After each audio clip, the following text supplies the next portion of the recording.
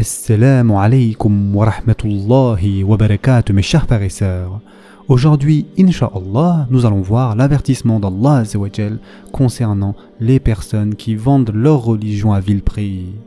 Mes chers frères et sœurs en islam, Allah Azza wa Jal dit dans le Coran: ce sont eux qui ont troqué le droit chemin contre l'égarement. Eh bien, leur négoce n'a point profité et ils ne sont pas sur la bonne voie. Surat al-Baqarah, verset 16. Il est aussi mentionné dans un hadith que notre prophète sallallahu alayhi wa sallam a dit: empressez-vous d'œuvrer avant que ne survienne une épreuve comme un morceau de nuit noire durant laquelle l'homme sera croyant le matin et mécréant le soir, ou il sera croyant le soir et mécréant le matin. Il va vendre sa religion pour quelques biens mondains. Et ce hadith a été rapporté par Muslim. Mes chers frères et sœurs en islam, le mot commerce est mentionné dans 8 versets coraniques et à 9 reprises avec des significations à la fois positives et négatives.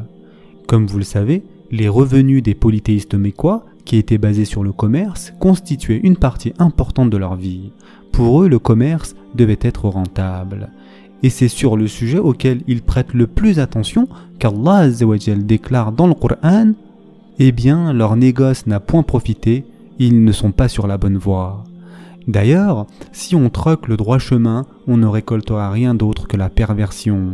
Tout comme le commerce dans ce bas monde est basé sur le profit, il en est de même concernant le commerce pour l'au-delà. Le profit du commerce mondain est calculé sur les marchandises, tandis que le profit du commerce pour l'au-delà est mentionné dans la Sourate As-Saf. Allah Azza wa Jal dit: ô vous qui avez cru, vous indiquerai-je un commerce qui vous sauvera d'un châtiment douloureux? Vous croyez en Allah et en son messager et vous combattez avec vos biens et vos personnes dans le chemin d'Allah. Et cela vous est bien meilleur si vous saviez. Il vous pardonnera vos péchés et vous fera entrer dans des jardins sous lesquels coulent les ruisseaux et dans des demeures agréables dans les jardins d'Éden. Voilà l'énorme succès. Et il vous accordera d'autres choses encore que vous aimez bien, un secours venant d'Allah et une victoire prochaine, et annonce la bonne nouvelle aux croyants. Surat As-Saf, versets 10 à 13. Et donc, point de tromperie, d'escroquerie ou de ruse dans le marché avec Allah Azza wa Jal pour l'au-delà. Dans ce commerce, Allah subhanahu wa ta'ala prend à son serviteur ses biens, son âme et ce qu'il a de plus précieux. Et le serviteur, quant à lui, admet tout cela avec consentement et soumet son sort à l'appréciation et à la volonté d'Allah Azza wa Jal. D'ailleurs, Allah subhanahu wa ta'ala nous informe dans le verset 111 de la sourate At-Tawbah qu'il a acheté des croyants leurs personnes et leurs biens en échange du paradis. D'autre part, il y a ceux qui ont été égarés du droit chemin et qui ont été éloignés de la vérité par les délices et jouissances trompeuses de cette vie mondaine. Ces derniers ont préféré se cramponner à ce bas monde tout en se laissant aller à la perversion, à la débauche, en semant le désordre sur terre. En troquant le droit chemin, ils ont ruiné leur bonheur céleste et n'ont pas manqué de périr dans l'égarement.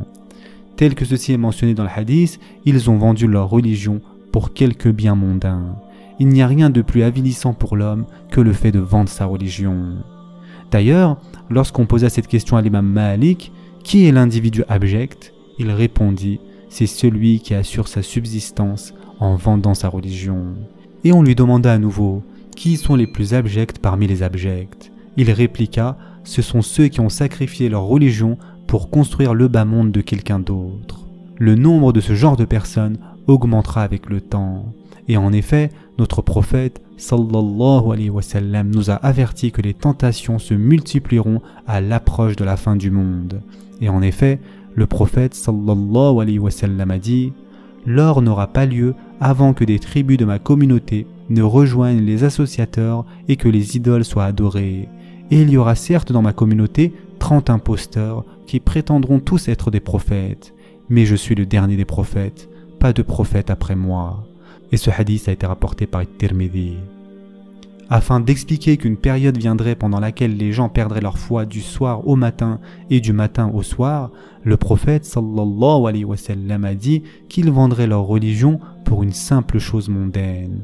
Et en effet, selon Abu Hurayra radiallahu an, le prophète sallallahu alayhi wa sallam a dit: hâtez-vous d'accomplir les bonnes œuvres, car il viendra des périodes de troubles et de tentation, telles des parties d'une nuit sombre. L'homme s'y trouve croyant le matin et mécréant le soir, ou croyant le soir et mécréant le matin. Il vendra sa religion pour les biens éphémères de ce bas monde. Et ce hadith a été rapporté par Muslim. Mes chers frères et sœurs en islam, lorsque nous parlons de jouissance mondaine, il est question de tout bienfait octroyé à l'être humain et qui est à même de compromettre son salut dans l'au-delà, à savoir les biens, la richesse, la gloire et les enfants. Et en effet, Allah Azza wa Jal dit dans le Coran: les biens et les enfants sont l'ornement de la vie de ce monde. Cependant, les bonnes œuvres qui persistent ont auprès de ton Seigneur une meilleure récompense et suscitent une belle espérance. Surat Al-Kahf, verset 46. En fait, ces jouissances constituent un danger pour la foi de celui qui préfère cette vie terrestre à Allah Azza wa Jal. Et pourtant, la dignité du musulman consiste à pouvoir tout sacrifier pour la cause de sa religion.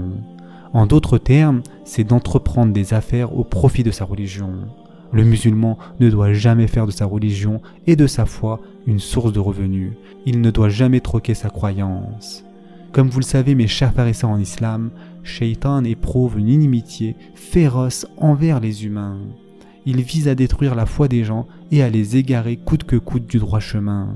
Concernant ceux qu'il ne peut directement égarer, il essaye de les induire en erreur à travers toutes sortes de ruses. Le moyen le plus efficace pour lui résister est d'entreprendre des affaires avec Allah Azza wa Jal. Car le commerce avec Allah Azza wa Jal est une transaction qui ne connaît aucune perte, aucune récession et aucune ruine. En effet, dans ce commerce, la religion n'est pas une marchandise à vendre, mais plutôt une valeur pour laquelle tout est sacrifié. Par conséquent, il ne peut se résumer à aucune perte. Et Allah Azza wa Jal nous définit dans le Coran la nature de ce commerce. Et en effet, Allah subhanahu wa ta'ala dit: ceux qui récitent le livre d'Allah, accomplissent la salat et dépensent en secret et en public de ce que nous leur avons attribué, espèrent ainsi faire un commerce qui ne périra jamais. Surat Fatir, verset 29. Donc selon ce verset, les serviteurs qui entreprennent le commerce de la félicité céleste sont ceux qui lisent le Coran, ceux qui accomplissent dûment leurs prières et ceux qui, selon les circonstances, dépensent discrètement ou ouvertement dans le sentier d'Allah. Tels sont les bienheureux musulmans. Ils ont réussi à gagner des profits mondains et célestes car lorsqu'ils cherchaient leur subsistance, ils n'ont pas manqué de s'acquitter dignement de leurs obligations religieuses et d'assurer leur salut dans la vie future. En résumé, mes chers frères et sœurs en islam, deux sortes de commerce existent. Le premier avec Allah Azza wa Jal et l'autre avec le bas monde. Et le choix nous appartient. Soit nous optons pour le négoce au profit infini, soit pour le négoce au profit éphémère.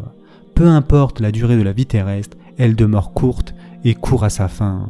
Et en effet, Allah Azza wa Jal dit: et il te demande de hâter l'arrivée du châtiment. Jamais Allah ne manquera sa promesse. Cependant, un jour auprès de ton Seigneur équivaut à 1000 ans de ce que vous comptez. Surat Al-Hajj, verset 47. Quant à l'au-delà, c'est le lieu de la vie éternelle et de l'immortalité. Ainsi, quelle perte énorme que de sacrifier une vie éternelle au profit d'une vie insignifiante et éphémère. Qu'Allah Azza wa Jal nous permette à tous les membres de la communauté de Muhammad sallallahu alayhi wa sallam d'être des bienheureux musulmans qui font avec lui le commerce éternellement rentable. Ce sera tout pour aujourd'hui. Je vous souhaite dès maintenant Eid Mubarak, Ramazan Bayram Mubarak Olsun. Je vous souhaite une bonne fête de l'Aïd. Ce sera tout pour aujourd'hui. Prenez soin de vous mes chers frères et sœurs et à très prochainement, Inch'Allah.